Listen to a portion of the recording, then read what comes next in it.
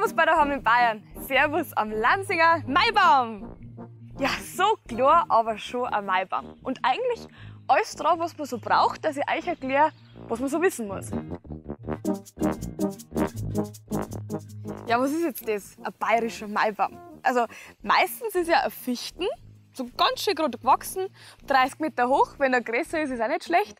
Und dann kommt die Rinden runter, dann lässt man so, wie er ist, oder man malt ihn weiß-blau oder rot-weiß an. Ja, und dann wird er aufgestellt. Und das schaut auch so aus. Schaut mal hin. Aufgestellt wird er für mindestens ein Jahr, meistens am 1. Mai, und bleibt dann maximal 5 Jahre stehen.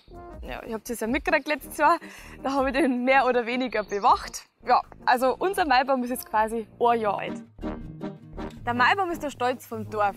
Am Stamm, da sind so Tafeln dran und die stehen für die Handwerker vom Dorf. Und oben drauf, da ist dann so ein Grenzgranzel. Das Granzel, das steht für Fruchtbarkeit, also zwar für weibliche Fruchtbarkeit.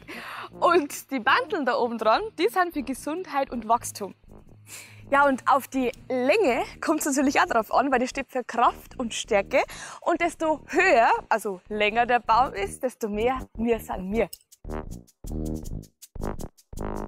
Der Maibaum ist ja wirklich das bayerische Dorfheiligtum. Und heilig war der Baum auch schon früher bei den alten Germanen. Manche sagen sogar, dass der Maibaum auf die Germanenzeit zurückgeht. Ja, aber ob das stimmt, da streiten sich die Wissenschaftler. Nachweisen kann man nämlich den Maibaum, also die Maibaum, die es gegeben hat, nämlich erst vor 500 Jahren. Und die waren dann in Schwaben oder in Franken. Ja, wie gesagt, am 1. Mai wird der Baum aufgestellt und da gibt es ein riesen Festel im Dorf mit Musik. Da wird der Baum austanzt, da wird gefeiert, gesoffen, gegessen, was man halt so von gescheiten Festeln in Bayern kennt. Und es wird die Maikönigin geweiht. Das Maibaumaufstehen ist wirklich eine Frage der Ehre. Bei uns daheim machen das die Dorfburschen und mit vereinten Kräften heben die quasi den ganzen Baum hoch. Und zwar mit so Schweibeln, also das sind so Holzbalken. Genau. Und das Ganze, das schaut dann auch so aus. Meistens hat man heutzutage auch schon einen Kran dabei. Ja, die Bäume, die werden einfach immer höher und schwerer, also die wiegen schon ein paar Tonnen. Und dass es sicher ist, nimmt man einen Kran.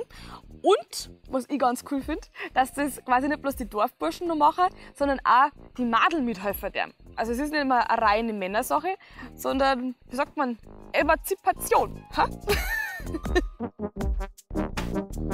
Und dann gibt es ja da auch noch das Maibaumstehen. Das ist für mich ehrlich gesagt die meiste Gaudi an dem Ganzen, weil den Baum gibt es ja nicht erst ab dem 1. Mai, wo er aufgestellt wird, sondern ein paar Wochen vorher.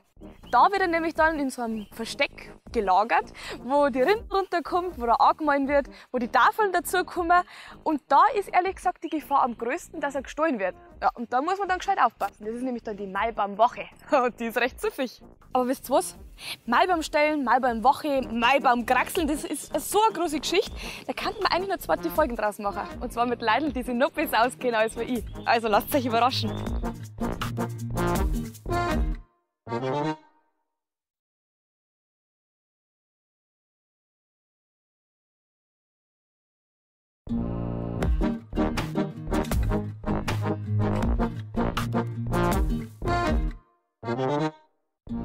Servus bei daheim in Bayern. Servus am Lanzinger Maibaum.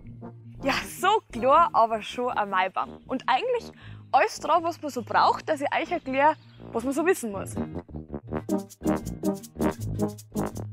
Ja, was ist jetzt das? Ein bayerischer Maibaum. Also meistens ist ja ein Fichten, so ganz schön gerade gewachsen, 30 Meter hoch, wenn er größer ist, ist auch nicht schlecht.